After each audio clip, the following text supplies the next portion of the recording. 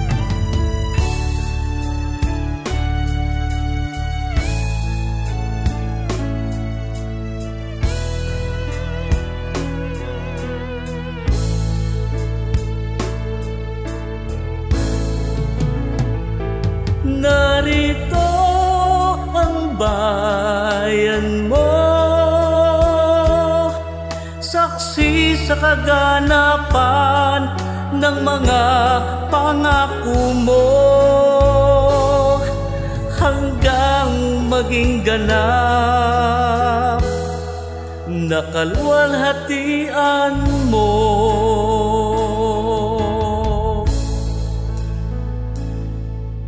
Damang ako dito sa puso pagkalinga na iniukol sa bayan mo. Dinala mo kami sa dahon na kung saan di pa nararating, upang do'y malasin kadakilan mo sa amin. Salamat po, salamat po, Ama ko,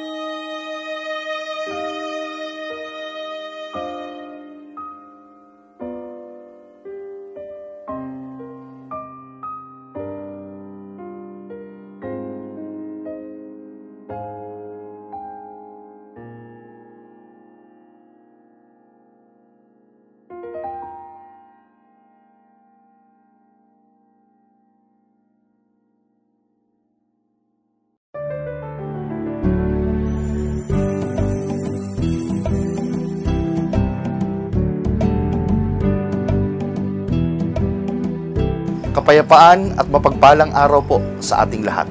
Elder Ryan Bernabe po, isa sa mga lingkod ninyo sa kabanal-banalang Iglesia ng Diyos kay Kristo Jesus. Ating sama-samang tanggapin ang biyaya ng bagong umagang ito dito lamang sa programang Blessed Day. Simula ng umaga at damhin ng pagpapala, araw ay gawing payapa na Espiritong Banal ang kasama. May matibay na pag-asa, tayo ay mga pinagpala na tanging sambit ng puso. Ama, salamat po.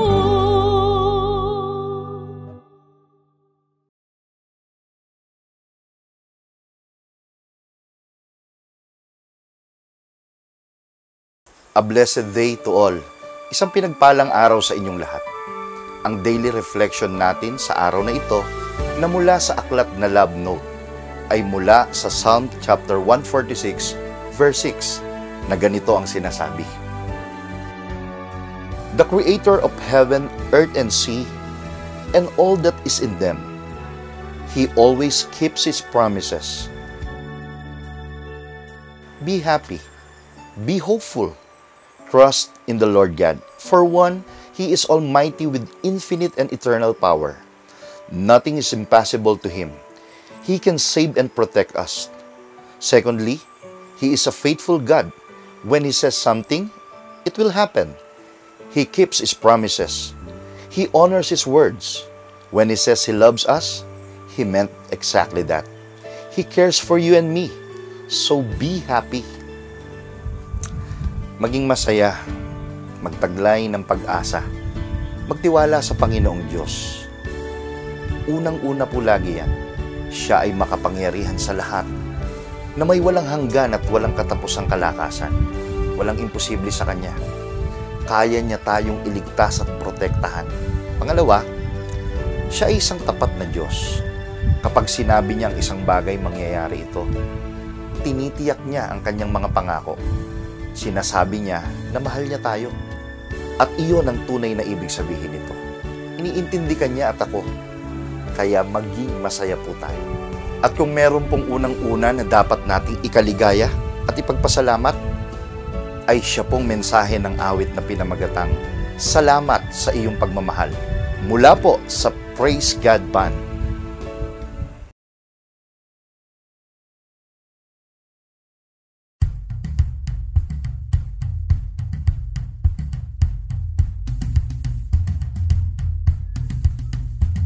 Sa lahat at anumang panahon, pag-ibig mo sa tuwina ay nakatugon. Sa anumang kinasasapitan, pag-ibig mo'y laging maaasahan. Sa lahat at anumang panahon, pag-ibig mo sa tuwina ay nakatugon. Sa anumang kinasasapitan, pag-ibig mo'y laging maasahan. Hindi mo ako pinabayaan, Mahulog sa kapanganiban, Ni minsa'y hindi mo iniwanan, upang matunton ang payapang daan.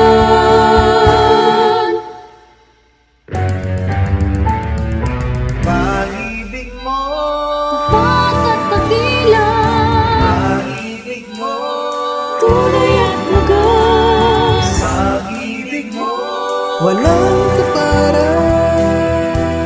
salamat Ama sa iyong pagmamahal.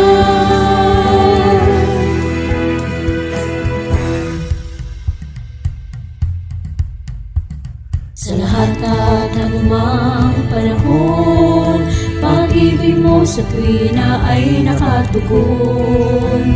Sa anumang kinasasapitan, pag-ibig mo'y laging maaasahan. Sa lahat at anumang panahon, pag-ibig mo sa tuwina ay nakatugon. Sa anumang kinasasapitan, pag-ibig mo'y laging maasahan. Hindi mo ako pinabayaan, Mahulog sa kapanganiban, Ni minsa'y hindi mo iniwanan, upang matunton ang payapang daan.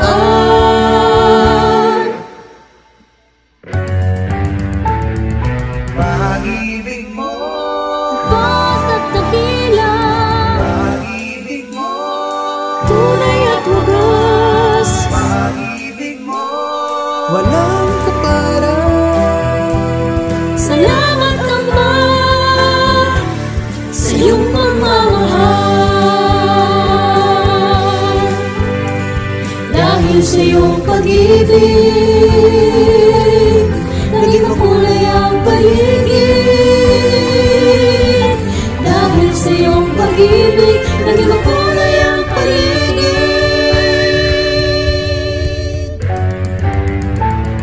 Pag-ibig mo, Tapat at dakila, pag-ibig mo, tunay at wagas, pag-ibig mo, walang kaparang.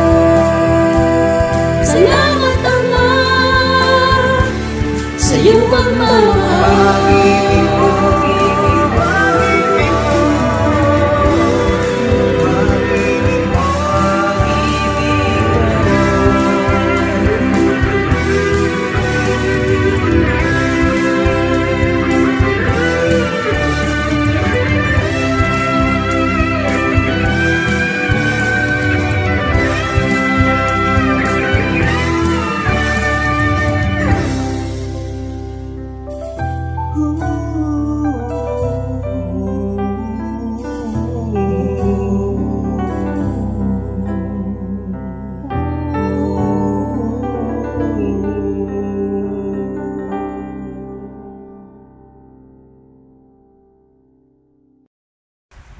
A blessed day to all. Kayo po ay kasalukuyang nanonood ng programang ipinaglilingkod ng Kabanal-Banalang Iglesia ng Diyos kay Kristo Jesus.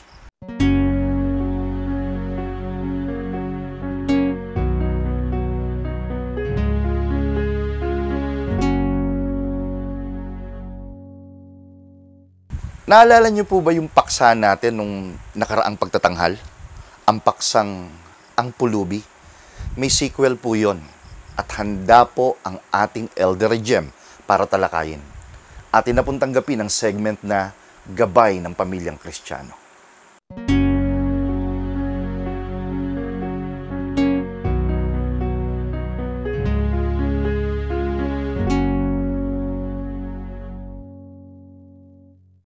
Shalom po mga minamahal na kapatid at minamahal na mga tagapakinig. Sumating po ang kapayapaan ng ating Panginoon. Good morning po sa inyong lahat. have a blessed day. Welcome po muli sa ating pakikinig, pagtalakay ng gabay ng pamilyang Kristiyano. Ang pamagat po ng ating tatalakayin sa araw na ito ay aking pong pinamagatang ang Pulubi Part 2. Kasi kung kayo po'y taga-subaybay ng programang ito, tatalakay na po natin yung dati na pinamagatang ang Pulubi. Meron pong isang lalaki na naghahanap siya ng trabaho kasi graduate na siya, gusto niya magkaroon ng trabaho. Napunta siya ngayon sa isang intersection na kung saan talagang maraming dumaraang mga sasakyan. Kapag na-stop yung sasakyan, tumitigil ng matagal. Napagmasdan niya ngayon yung isang lalaki na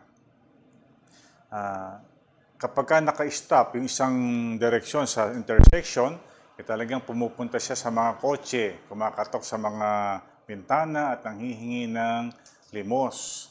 So, na-curious po ngayon yung lalaking ito na bagong graduate kung magkano kaya yung napaglilimusan nung pulubing yaon na lalaki din naman na gusgusin talaga yung itsura niya.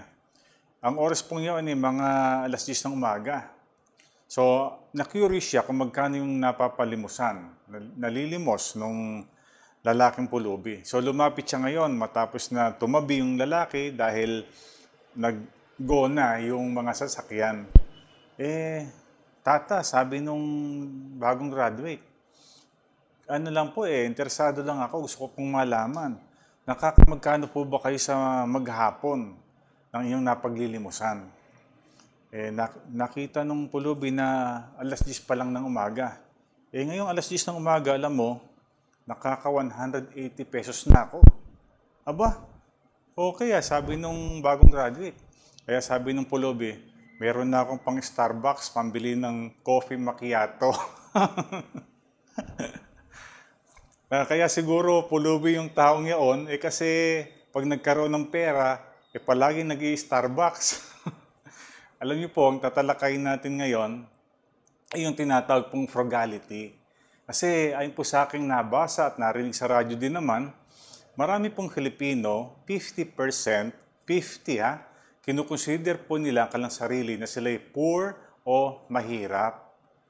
At hindi natin masisisi kasi alam niyo naman dito po sa Pilipinas, mahirap talagang umunlad. Malibang may negosyo ka, malibang talagang ikaw professional, halimbawa doktor, abogado, yun po, marami po pamilyang Pilipino, kaya umunlad, nasa abroad yung mga kamag-anak, di ba? Yung tata, yung nanay, o sino man po.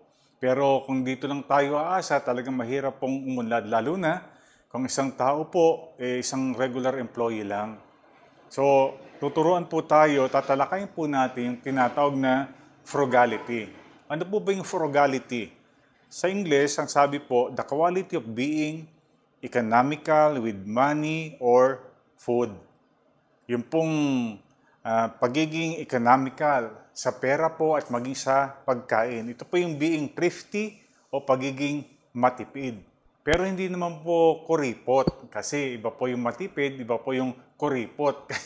Ang kuripot talaga, dami mo ng pera, yaman mo na, tikumpay mga kamay mo, para ikaw dumamay o magbigay. Yun po yung kuripot. Yung pong matipid, ito po yung talagang pinag-aaralan niya kung paano niya gagastusin yung kanyang pera na kinikita. So siya po ay frugal. Sabi po alam niyo, ni Benjamin Franklin, isa pong American scientist, writer, philosopher, sabi niya po, beware of little expenses. A small leak will sink a great ship. Mag-ingat daw po sa maliliit na expenses o gastos kasi kagaya sa barko, pag ang barko po merong maliit na leak, it can sink a big ship. Yung pong maliliit na gastos, maliliit na expenses, pwedeng sabihing maliit lang. Pero pagka po pinagsama-sama, naging madalas, kahit malaki po ang kinikita ng mag-asawa, maaari po silang mabaon sa pagkakautang. Sabi niyo po, isa pang ganito, isa pang sabi ni Benjamin Franklin, the way to wealth depends on just 2 words. The way to wealth depends on just 2 words. Ano po yung 2 words na yun? Sabi niya, industry and frugality. Ano ba yung Industry. Ayon po sa aking nabasa, industry is being persistent, pagkakaroon ng persistent effort, sa madaling salita, yung po yung pagiging hardworking. So, kasama po, ayon sa sinabi ni Benjamin Franklin, para sumagana buhay mo, hindi ka maging mahirap, maging hardworking ka, maging persistent ka sa mga effort para kumita. So, kasama po ng pagiging industrious, pagiging hardworking, yung po pagiging frugal. So, kapag ka daw po ang tao, frugal siya ay industrious, imposibleng maghirap yan. Malamang siya po ay magiging sagana o mayaman. Ano po ba yung mga halimbawa ng pagiging frugal o yung pagkakaroon nung tinatawag na frugality? Halimbawa po, meron kayong mga kasamahan sa opisina, imbis man na magdala ka ng sarili mong sasakyan, magka-carpooling kayo. Yung tinatawag na carpooling, yung bang magsasama-sama na lang kayo sa isang sasakyan, paghahati-hatian niyo yung toll fee, yung gas, at maaaring expenses po sa maintenance ng sasakyan, makakatipid po kayo doon. Kaysa magdala ka ng sarili mong sasakyan, sarili mong gas sa toll fee, sa gasolina at maintenance ng sasakyan. So yun po, carpooling. Ano pa? Yung pong pagiging frugal, yung pong pagluluto, halimbawa sa isang pamilya, imbis na bibili ka ng mga lutong pagkain, lalo na sa mga, kahit na nga fast food yan, mas malakas po ang nagagastos pagka gayon, pagka bibili ng pagkain tuwing tanghalian o kaya hapunan. So mas frugal, mas matipid po na magluto na lang. Di ba? Marami kayo, 5 kayo sa tahanan nyo. Pwedeng magluto ka ng mga paborito nyong pagkain. Mas malaki po ang matitipid kung magluluto kaysa bibili. Ano po ang simpleng halimbawa? Halimbawa po sa pagsasaing. Pwede kang magsaing sa umaga.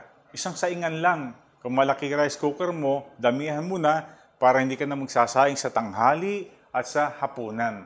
Huwag lang po magiging masela na kasi minsan may mga tatay, may mga anak, ayaw nila nung kaning lamig. Di po ba? Pwede namang i-warm yan. Pwede pang iinit yan, di po ba? So, yun po yung mga paraan ng pagiging matipid o pagiging frugal. Ano pang halimbawa ng pagiging matipid? Sa pagbili po ng halimbawa ng mga kasuotan o pananamit, pwede po tayong maging frugal pero hindi masasakripisyo yung ganda ng ating kasuotan. Halimbawa po, may mga tao ang binibili mga designer clothes. Mamahalin po yan kasi binabayaran mo yung pangalan ng mga nag-design o mga gumawa. Pero may mabibili ka naman na hindi nga kilala ang pangalan pero mas mumurahin lang.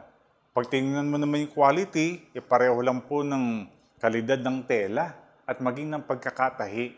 So yan po isang practicality, pagiging frugal para hindi gumastos ng mas malaki. Halimbawa, ano pa? Yung pong alam nyo, yung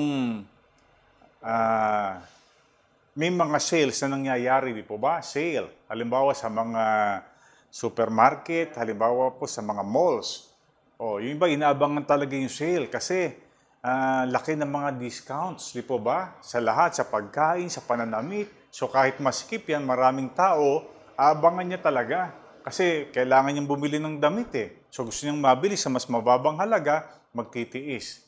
Aabangan yung sale para mas malaki po ang kanyang ma-discount. So isang paraan po yun. May mga alam po ako, pag sale lang talaga bumibili ng damit. At ano pa, kung talagang hindi ka maselan, yung ukay, okay po yun. Yung ukay, okay po yun. Lalo na kung halimbawa, galing po sa Korea, galing po sa Japan, yung mga damit na makikita mo sa ukay na yun. Marami po mga Japanese, marami pong Koreans, even Europeans, ilang beses lang sinuot, ayaw na. Di ba? O kaya pag nakachempo ka ng magandang blouse, magandang jacket, long sleeves, kahit po mga pantalon, sapatos na hindi masyadong nagamit. Pwede po yun at napakalaki po ng kababaan ng halaga. Yun po isang paraan para makatipid tayo at maging maayos din naman ng ating pananamit. So yan po ang mga halimbawa ng pagiging frugal o pagiging matipid. Bakit po importante na maging matipid tayo? Maging frugal? Sabi po, it teaches a person to be able to carefully consider financial decisions. Tinuturuan po ang tao na maging responsible siya, maging careful siya sa pagde-decide kung paano gagastusin ang kanyang mga finances. So a frugal will set aside money to save or invest. Therefore, the concept of financial freedom will be more easily achieved. So yun daw pong matipid, yun daw pong frugal, talagang concern siya sa pagsisave, sa kung paano siya pag-aralan yung mga expenses para magkaroon po siyang tinatawag na financial freedom. Ibig sabihin, hindi ka magigipit.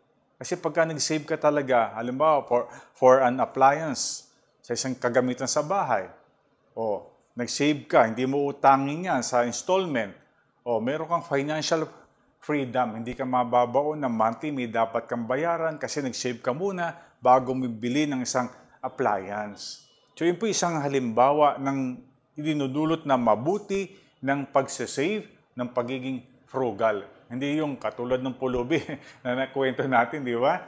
Bro mo, pulubi, naka 180, nakalaan pala yun sa Starbucks na coffee macchiato. Samantalang sa halagang 180, isang batsyang kape na mabibili mo nun, di ba? Pag bumili ka ng mga regular na coffee. So, pinakikita lang po yung practicality at minsan yung mga desisyon po natin sa buhay ang nagdadala sa atin sa financial freedom. Yung pong magagastos, yung pong hindi nagtitipid, yung pong mga hindi praktikal, sila po ang kadalasang nagigipit, nagkakaroon ng mga pagkakautang sa kanilang kamag-anak, at sa marami pang mga tao. Pero yung isang tao po, kahit na siya kaunti lang ang kanyang kinikita, pero nagtitiis siya'y simple lang, siya'y matipid, nakakaipon po yan. Hindi po nababaon sa pagkakautang. At po halimbawa po, kayo ay bagong pamilya, mag-asawa, may maliit na anak. Gusto niyo magkaroon sa sasakyan kasi kailangan talaga eh. Kasi mayroon ka ng anak o mga anak. Pag-aralan nyo, ano ba mas maganda? Kumuha ko ng brand new car o yung second hand car? Pagka brand new po ang kinuha ninyo, mangyayari niyan, maaaring hindi pa kayo naiipon, kukuhanin niyo for 5 years, di po ba? 5 years ang installment, maliit ang down payment, pero kahit 5 years siya, magiging malaki po ang monthly niyan. Pero halimbawa, nag-settle kayo pansamantala sa isang second-hand car na napakalaki po ng kamurahan kumpara sa mga brand new. Kung kayo po ay merong kamag-anak na mauutangan o kaya naman meron kayong masisave na halaga, para mabili nyo ng cash, yung pong second-hand car, napakalaking ginhawa po nun. Kasi ayon po sa pag-aaral ng mga financial advisors, ang isang nagpapahirap sa mga baguhang nagpapamilya, yung pagkuha ng mga hulugan. Sasakyan, appliances, hulugang mga bahay, yun po talaga. Hindi sila makakawala doon kasi yung sahod nila, may paglalaanan na talaga. Pero halimbawa, magtitiis ka, mag-iipon ka muna, magtitiis ka ng mamasaheros man lang, mag-carpooling muna para makaipon, tsaka ka bumili ng second hand. Wala kang monthly na babayaran. At bukod doon, alam niyo yung mga brand new po, hindi pwedeng kuhanin mo yun ng walang insurance. Ang laki ng insurance. Pagka second hand, pwedeng walang insurance, di po ba? Pag brand new, may chattel mortgage. Kailangan yun. Babayaran mo rin yun. Pero pagka second hand po, wala na po ng ganong mga bagay. So yun po isang halimbawa kung paano makatitipid, paano magiging practical. Yung iba, matapos mabayaran, 5 years na nabayaran, kukuha na naman ng panibago. Panibago na naman bayarin. Hindi mo na pagtiisan yung nabayaran sa sakyan. Sa bagay, kani-kanya pong gusto yan, kani-kanyang diskarte. Pero dinidiscuss lang po natin kung paano tayo magkakaroon na tinatawag na financial freedom. Buhat po sa ating mga kinikita na mga salapi sa ating mga pagtatrabaho. Alam niyo po, kadalasan po sa mga kahirapang nangyayari, financially speaking, sa mga pamilyang Filipino, at maging sa pamilyang Kristiyano, self-inflicted. Sometimes you are suffering for the wrong reasons. Bakit ka ba nagigipit? Ba't ka ba kinakapos? Kasi nga, hindi ka frugal, hindi ka matipid, hindi tayo practical. So ngayon po, i-discuss natin ang kahalagaan ng pagiging frugal o pagiging matipid. Minsan kasi, pride. Gusto kasi natin, makita ng ating mga kaibigan, naka-iPhone ako, maganda yung kotse ko. Pero hindi nila alam, monthly, dami mong binabayaran, di ba? So magtiis muna tayo sa mga gadget na kaya nating bilhin nang hindi tayo mangungutang. Magplano tayo sa mga, pagtatayo ng bahay, pagkuha ng bahay, kung paano tayo makatitipid. So napakamahalaga po na pag-isipang mabuti ng mag-asawa, yung mga bagay na yaan. Alam niyo po, sabi, frugality is not about spending as little as possible on any given day. Hindi po nangangahulugan yan na titipirin mo sarili mo talaga. Kumikita ka naman, bakit hindi mo gastusin sa talagang kailangan mo? Pagka ganun po, alam niyo, magiging miserable ka naman nun Diba? So hindi po talagang napaka-sobrang pagtitipid ang sinasabi ng pagiging frugal. It is about spending with intention. Nag-spend ka dahil meron kang intensyon. It needs focusing on long-term spending efficiency, staying within your budget, and prioritizing your savings over your spending. So yun po, hindi po sinasabi na tipirin mo kada araw ang gagastusin mo. Kahit kailangan mo, hindi mo bibilin. Hindi po gayon. We are spending with intention. Bakit mo bibilin yan? Kailangan kasi. Bakit mo gagastusin ng ganitong salapi? Kasi para talaga lalo kaming matatag ang aming kalagayan financially. So, pinaprioritize po natin yung savings kaysa spending. Yun po ang mahalaga. Sabi nga, it doesn't matter how much you gain Yung pong kinikita mo It is how much you save. Marami pong tao, ang lalaki ng kinikita, pero walang nasa-save. Kasi hindi po nila nakasanayan, maring hindi po nila nakalakhan. Pero ngayon po, tinuturuan tayo bilang mga magulang, ituro po natin sa ating mga anak, at lalo na po tayo sa ating sarili, learn to save. At kontrolin po natin yung spending. Alam nyo, without frugality, none can be rich. Kung mayayaman na yan, mga frugal po yan. Kaya sasabihin nga nila, kaya naman yung mama niya kasi kuripot. Ang totoo po, frugal. Sila po yung matipid, sila po ay practical. Yung po mga billionaires na yan, yung po marami pong alam nyo, mga athletes, ang lalaki ng kinikita, pero sila po yung matitipid. Pero ayun, dumadami po ang kanilang nasa-save, marami po silang nabibili na kanilang mga pinagkukunan ng katuwaan, magagandang kotse, magagandang bahay, kasi matitipid. Sabi nga po, sabi kanina, without frugality, none can be rich. With it, very few would be poor. Kung meron kang frugality, kung ikaw ay frugal, malamang hindi ka maging mahirap. Malamang hindi ka maghirap. Malamang hindi po tayo magkautang. So yun po ang mahalagang nagagawa ng pagiging frugal. Ano po ang halimbawa? You should only buy the needs, not the wants sa ating buhay. Simpleng bag. Kaysa bibili ka ng mga LV, Chanel, napakamamahal yan. Pero alam nyo, kung kaya mo naman, hindi ka magkakautang, generous ka pa rin sa mga nakapaligid sa'yo, bakit hindi? Pero halimbawa, hindi mo naman kaya. Pipilitin natin na dahil doon, magkakautang tayo, hindi tayo magiging generous sa mga nakapaligid sa atin, yun lang po mga needs ang ating dapat na bilhin. Yung kailangan at hindi yung mga wants. Halimbawa, cellphone. Okay naman yung cellphone mo, ba't bibili ka pa ng mamahaling cellphone? Malibang kaya mo naman, di ba? Malibang hindi maapektuhan yung inyong finances sa inyong pamilya.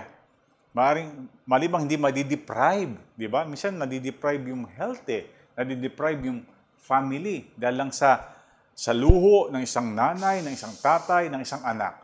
So hindi po dapat na mangyari yon sa sino mang pamilyang Kristiyano. Ano pa? Halimbawa, we are going to malls, maging supermarkets. Mahalaga po na pupunta tayo diyan. Ngayon, tag-init, di ba? Mahalaga, pupunta ka diyan kasi gusto mo lang magpalamig. Ang problema, gusto mo magpalamig, napatingin ka ngayon sa department stores, sa iba pang mga tindahan, mapapabili ka ngayon. Wala ka ng pera. Kaso may dala kang credit card. Ang ganda nung nakita mo. Nako, patay na. Di ba? Mapapabili ka ng hindi mo intensyon.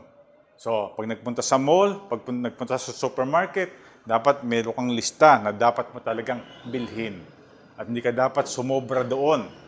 Kasi ang budget po natin ay talagang para lang doon sa dapat nating bilhin. So sabi nga, going to the mall or supermarkets with a purpose. May dahilan talaga. Yung pong consciousness about savings and spendings, napakamahalaga po niyan. Maging conscious po tayo sa ating nagagastos buwan-buwan, weekly, araw-araw.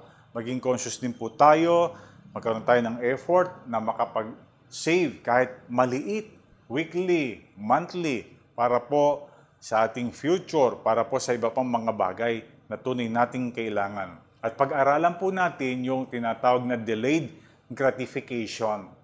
May mga tao po, alam nyo, halimbawa kumakain ng bangus, pritong bangus, inuuna niya yung mga gilid. Hinuhuli niya yung taba. Kasi gusto niyang sa huli malasahan yung sarap ng taba ng bangus. Yun po delayed gratification. Titiisin niya muna. Yung mga matitinik ang kakainin niya, pero sa huli, mas masarap ang kakainin niya. Ganyan din po sa buhay Kristiyano. Magtitiis muna tayo na ito lang muna, second hand lang muna. Magtitiis tayo sa ukay-ukay lang muna yung ating susuot. Magtitiis tayo na wag mo nang mabili yung ganitong gadget. Pag nakaipon, ayun, magagratify ka na. Yun po, yung delayed, nahinto lang, natigil lang, pero magagawa rin, mangyayari rin po ang iyong mga pangarap. Pagka tayo po ay nag-ipon, tayo po ay tinignan nating mabuti ang ating spending at naging frugal po tayo sa pagdiskarte sa ating finances. So sana po, yun ang ating magawa, na lahat ng mga magkakapatid, mapangunahan ng mag-asawa, maituro sa ating mga anak, para sila din po, kapag sila nagkapamilya, huwag silang magipit kapag pag-uusapan ng kanilang finances. So, sa huli, we must rejoice always. Maging masaya po tayo palagi. Pray continually. Lagi po tayong mananalangin. At pangatlo, magpasalamat po tayo palagi sa mga nangyayari, anumang nangyayari sa ating buhay. So, sana po itong magawa nating lahat, magmula ngayon at magpakailanman.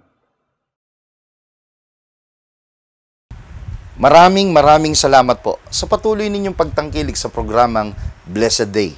Bago po ang ganap natin pagtatapos, maligayang panonood po muna. Unang-una po sa kapatid na Daniel Mendoza na taga-Pangasiwa dito po sa isang bahagi ng Bulacan. Sa lahat ng kapatiran sa Kabanal-Banalang Iglesia. Diyan po sa Giginto, Balagtas, Marilao, Bukawi, May Kawayan at Santa Maria. Maging sa mga hindi ko nabanggit. Mga kapatid sa Norsagaray, maligayang panonood po sa inyong lahat. Higit sa lahat, ay sa lahat ng tumatangkilik sa programang Blessed Day na hindi pa namin kakilala sa kasalukuyan. Dalangin po namin sa Panginoon na ipagpala sa inyo ang biyaya ng panibagong araw na ito at loobin ng Diyos na magkasama. Aba, Panginoon naming Diyos, muli po naming ibinabalik ang lahat ng kapurihan sa iyo sa naipagtapos na episode na ito na amin pong itinataguyod ng mga magkakapatid sa patnubay po ng iyong tagapangasiwa sa Kabanal-Banalang Iglesia. Ipinagpapasalamat namin muli ang mensahe na amin pong tinanggap. Hindi namin marapat na idahilan sa aming sarili, ng aming kapwa, maging sa kanilang sarili, na wala kaming kakayanang pigilin ang anumang bisyo na lumalaganap sa mundong ito. Alang-alang sa aming mahal sa buhay, alang-alang sa pagkakilala sa iyo, alang-alang din sa aming sarili.